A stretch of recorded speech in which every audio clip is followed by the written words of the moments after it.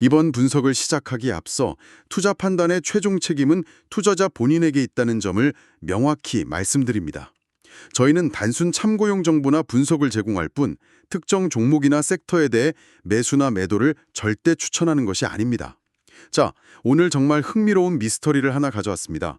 뭐랄까, 잘 짜인 추리소설 한 편을 읽는 느낌이 드실 수도 있겠네요. 오, 시작부터 흥미진진한데요? 네, 오늘의 주인공은 바로 스위스에 본사를 둔 글로벌 생명공학 기업 온 메디슨스입니다.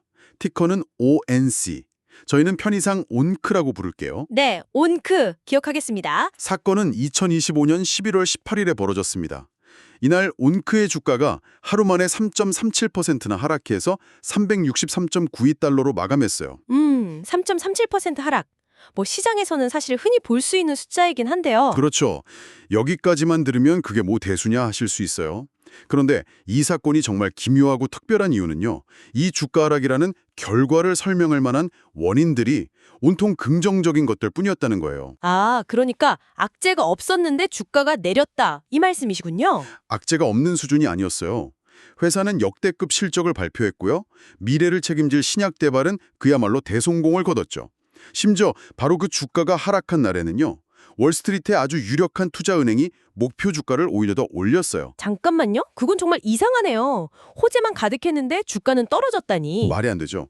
모든 조건이 완벽하게 상승을 가리키고 있었는데 왜 주가는 정반대로, 그것도 꽤 큰 폭으로 하락했을까요? 오늘 이 미스터리의 범인을 한번 샅샅이 추적해 보겠습니다. 정말 완벽한 비유네요. 오늘 저희는 진짜 탐정이 된 것처럼 4가지 단서를 가지고 이 사건을 재구성해 볼 거예요. 아주 흥미로울 겁니다. 4가지 단서요? 네, 첫 번째 단서는 회사 내부, 그러니까 B1 메디슨스라는 집안에서 대체 무슨 일이 있었는지를 아주 꼼꼼하게 살펴보는 거고요. 알겠습니다. 집안부터. 두 번째는 그 집 밖의 날씨를 확인해야죠. 그날 시장 전체를 뒤흔든 거대한 폭풍우 같은 게 있었는지 확인하는 겁니다. 외부 환경이군요. 그리고 세 번째 단서, 이게 어쩌면 가장 중요할 수 있는데 바로 주식을 팔기로 결정한 투자자들의 마음속을 들여다보는 심리 분석입니다. 아, 투자 심리. 마지막 네 번째는 이 회사가 속한 바이오 산업이라는 동네에서 벌어진 아주 미묘한 자금의 흐름을 추적하는 겁니다.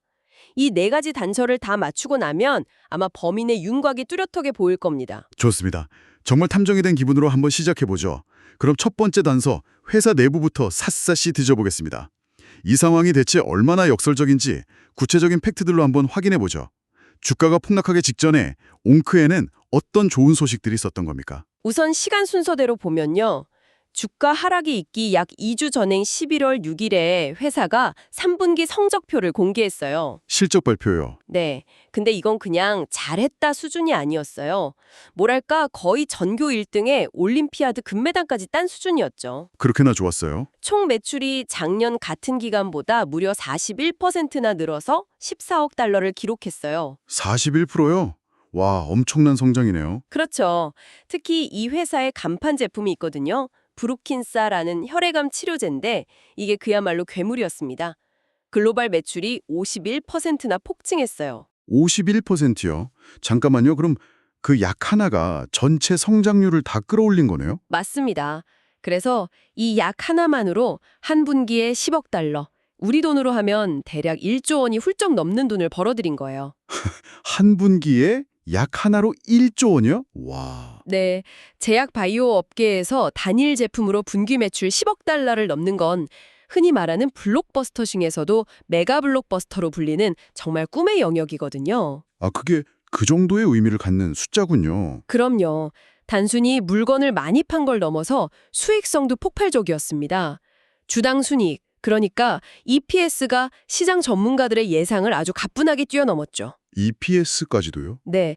회계 기준에 따라서 숫자는 조금씩 다르지만 중요한 건 월스트리트가 이 정도 벌겠지 하고 예상했던 것보다 훨씬 더 돈을 잘 벌었다는 사실이에요.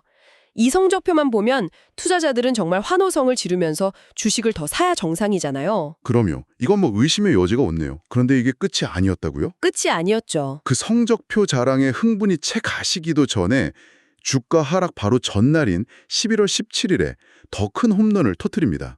이번엔 회사의 미래에 대한 거였어요. 맞아요. 신약 파이프라인 소식이었죠. 네, 쥐헤라 라는 이름의 신약 후보 물질이 있었는데 이게 위암을 타겟으로 하는 차세대 항암제였거든요.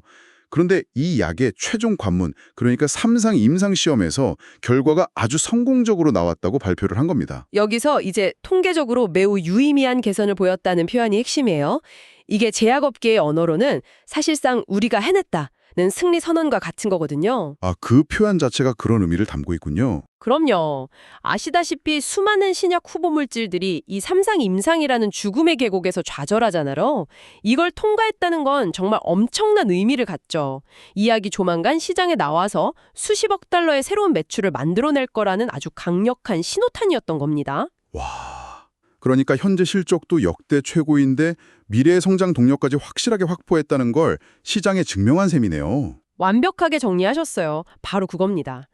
자, 이제 이 미스터리의 하이라이트입니다. 정말 기가 막힌 부분인데요. 주가가 3.37%나 폭락한 바로 그날 11월 18일 당일에 무슨 일이 있었는지 아세요? 그날이요? 네. 글로벌 투자은행인 RBC 캐피털이 보고서를 하나 냈어요. 근데 여기서 옹크의 목표 주가를 기존 395달러에서 408달러로 오히려 올려버렸어요. 하하, 정말 이건 코미디네요. 주가는 떨어지는데 목표 주가는 어린다. 그렇죠. 지금 주가보다 훨씬 더 오를 거라고 월가에서 공식적으로 선언을 한 거죠. 잠깐만요. 이건 정말 이해가 안 가네요. 정리를 한번 해보면요. 회사는 역대급으로 돈을 잘 벌고 있고 미래를 책임질 신약도 대성공했고 심지어 주가가 떨어지는 바로 그날 월스트리트 분석가는 이 주식은 더 비싸져야 정상이다 라고 외치고 있었다는 거잖아요. 네, 맞습니다. 그런데 주가는 왜 떨어진 거죠? 이건 마치 모든 증거가 용의자의 완벽한 알리바이를 증명해주고 있는데 엉뚱하게 유죄 판결이 난 것과 같은 상황 아닌가요? 바로 그 지점이 이 미스터리를 푸는 첫 번째 열쇠예요. 방금 말씀하신 그 모든 증거들, 그러니까 역대급 실적, 신약 성공, 목표 주가 상향, 이 모든 것들은 회사 내부에선 아무런 문제가 없었다는 걸 완벽하게 증명하고 있어요. 그렇죠. 맞습니다. 아, 우리는 창문을 열고 집 밖을 봐야만 하는 거죠. 즉, 이 하락의 원인은 회사 자체의 문제가 아니라 우리가 통제할 수 없는 외부 환경에 있다는 아주 강력한 증거가 되는 겁니다. 아하, 범인은 외부에 있다. 정말 탐정 수사 같네요. 흥미롭습니다. 그렇다면 그날 집 밖의 날씨, 즉 시장 전체의 분위기는 어땠나요? 혹시 온크라는 집만 무너진 게 아니라 아예 동네 전체에 거대한 태풍이라도 불어닥친 건 아니었을까요? 정확히 보셨어요. 그날은 정말 거대한 태풍이 불어닥친 날이었습니다. 2025년 11월 18일 미국 증시는 기술주들을 중심으로 아주 파랗게 질려 있었죠. 전반적으로 다 안 좋았군요. 네, 특히 온크가 상장되어 있는 나스닥 지수는 1.21%나 하락했어요. 시장의 공포지수라고 불리는 VX 지수도 그날 치솟았고요. VX 지수까지요? 한마디로 투자자들 대부분이 잔뜩 겁을 먹고 몸을 사리던 날이었다. 이렇게 요약할 수 있습니다. 모두가 겁을 먹었다니. 그날 시장에 무슨 특별한 악재라도 터졌었나요? 네, 당시 시장의 머리 위를 뒤덮고 있던 먹구름의 정체는 바로 AI 거품 논란이었어요. 아, AI 거품이요? 네, 몇 달 동안 시장을 정말 뜨겁게 달궜던 그 인공지능 테마에 대한 과열 우려가 정점에 달했던 시점이었습니다. 빅테크 기업들이 AI에 정말 천문학적인 돈을 쏟아붓고 있는데 이거 정말 돈값을 할 수 있을까? 너무 앞서 나간 거 아니야? 하는 의심과 불안감이 안개처럼 시장 전체에 쭉 퍼지고 있었던 거예요. 아, 그런 분위기였군요. 그런데 여기서 궁금한 게요. 온크는 바이오 회사잖아요. AI랑은 직접적인 관련이 없는데 왜 그렇게 큰 영향을 받은 거죠? 그게 바로 위험 회피, 영어로는 risk off 심리의 무서운 점이에요. 한번 상상해 보세요. 우리가 다 같이 아주 즐거운 파티를 즐기고 있는데 갑자기 어디선가 불이야 하는 소리가 들렸다고 쳐요. 네. 그럼 사람들이 내가 지금 누구랑 대화하고 있었는지, 이 음식이 얼마나 맛있는지 신경 쓸까요? 아니죠. 일단 출입문으로 달려가겠죠? 바로 그거예요. 그날 시장이 딱 그런 분위기였어요. AI 거품이라는 불안감이 불이야 하는 소리처럼 퍼지자 투자자들은 일단 위험해 보이는 자산부터 던지고 보자는 심리가 발동한 거죠. 여기서 그 위험해 보이는 자산이라는 게 바로 성장주를 말하는 거군요. 맞습니다. 온크는 물론 바이오 기업이지만 그동안 정말 가파른 성장을 보여왔고 미래 가치에 대한 기대감이 큰 전형적인 성장주 카테고리에 속해 있거든요. 아, 성장주. 네. 거대한 자금을 굴리는 기관 투자자들은요, 이런 시장 전체의 공포 국면에서는 포트폴리오의 위험을 거의 기계적으로 줄입니다. 개별 기업이 얼마나 좋은지는 사실 나중 문제고, 일단 성장주라고 이름 붙은 바구니에 담긴 종목들을 일정 비율 덜어내는 거죠. 그러니까 온크가 좋은 회사인 건 알겠는데 지금 시장 분위기가 이러니 일단 팔고 보자 이런 심리가 작용했다는 거네요. 정확합니다. 제 아무리 튼튼하게 지은 배라도 집채만한 쓰나미 앞에서는 속수무책으로 흔들릴 수밖에 없는 것과 똑같은 이치죠. 와. 그러니까 아무리 온크가 완벽한 성적표와 미래 비전을 제시했어도 시장 전체를 덮친 AI발 공포라는 거대한 파도에 그냥 휩쓸려 버렸다는 거네요. 이게 바로 두 번째 단서군요. 거시경제가 미시경제를 압도했다. 네, 전형적인 사례라고 볼 수 있습니다. 좋습니다. 시장이라는 외부 환경이 매우 나빴다는 건 이제 확실히 알겠습니다. 하지만 결국 매도 버튼을 누르는 건 기계가 아니라 사람이잖아요. 사람의 손가락인데 투자자들은 왜 그 좋은 소식들이 다 나온 바로 그 시점에 팔기로 결심했을까요?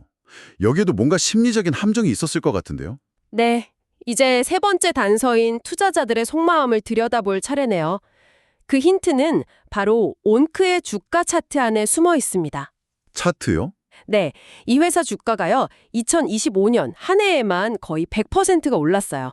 그러니까 2배 가까이 오른 거죠. 1년에 2배요? 네, 그리고 더 중요한 건 주가가 하락하기 직전, 그러니까 10월 말부터 11월 18일 직전까지 한 달도 안 되는 아주 짧은 기간에 15.6%나 수직으로 급등했다는 점이에요.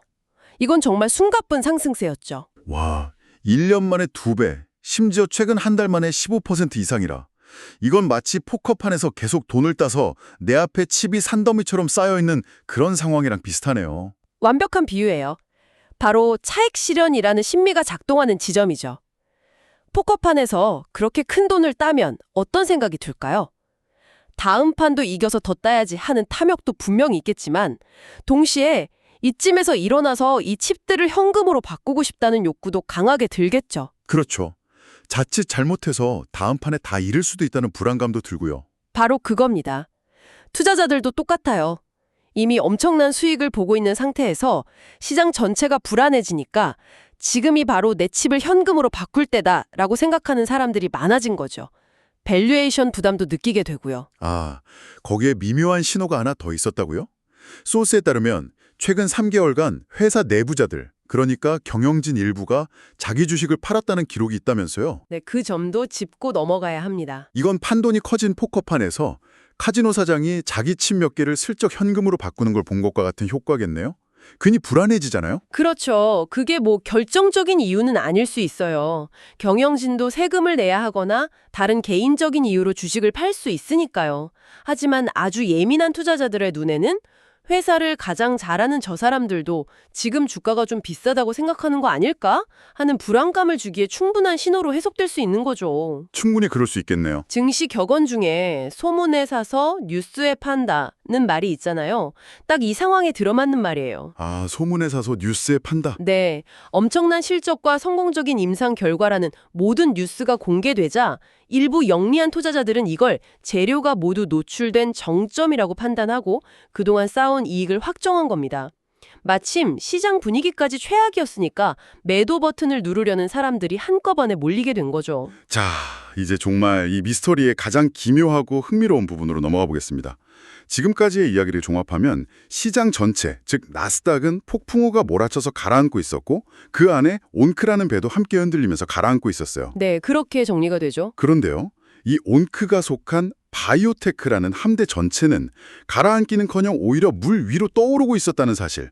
이건 대체 어떻게 설명해야 하죠? 아, 그 부분을 발견하셨군요. 네, 그날 바이오테크 산업 전체를 보여주는 나스닥 바이오테크놀로지 지수, 줄여서 NBI라고 하죠. 이 NBI 지수는 0.68% 상승 마감했거든요. 이거 정말 이상하잖아요. 현지를 보여주는 아주 중요한 대목입니다. 고수들의 움직이며. 네, 이걸 섹터 순환매와 종목 차별화라고 불러요. 말이 좀 어렵죠?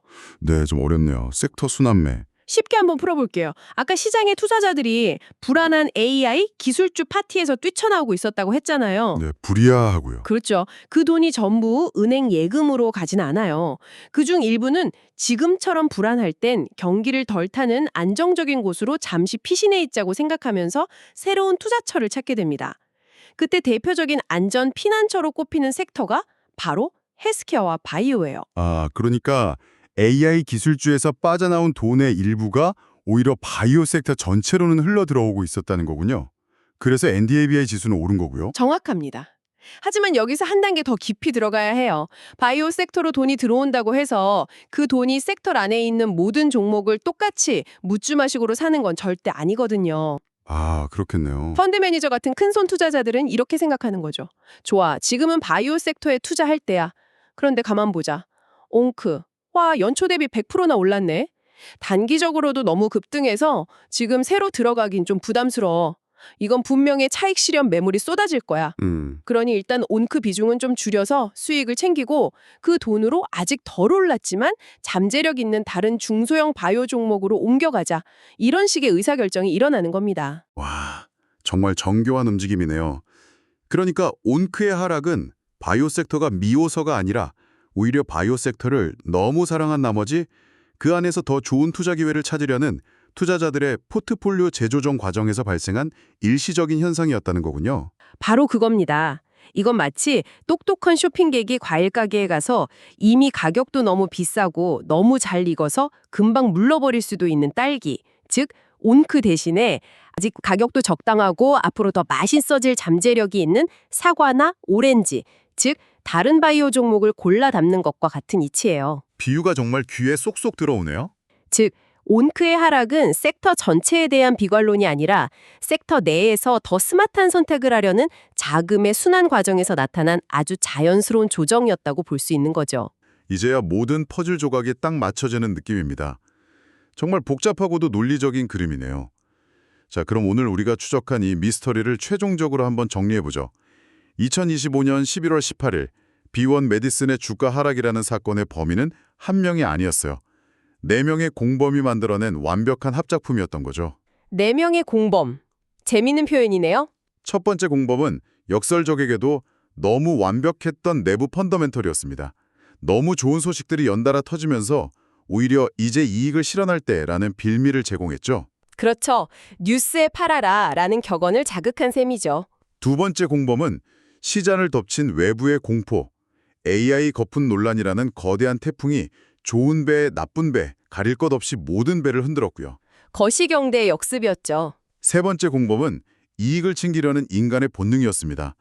1년 만에 2배나 오른 주가 앞에서 차익을 실현하려는 욕구는 너무나 자연스러운 심리였어요. 네, 심리적 요인이 아주 크게 작용했죠.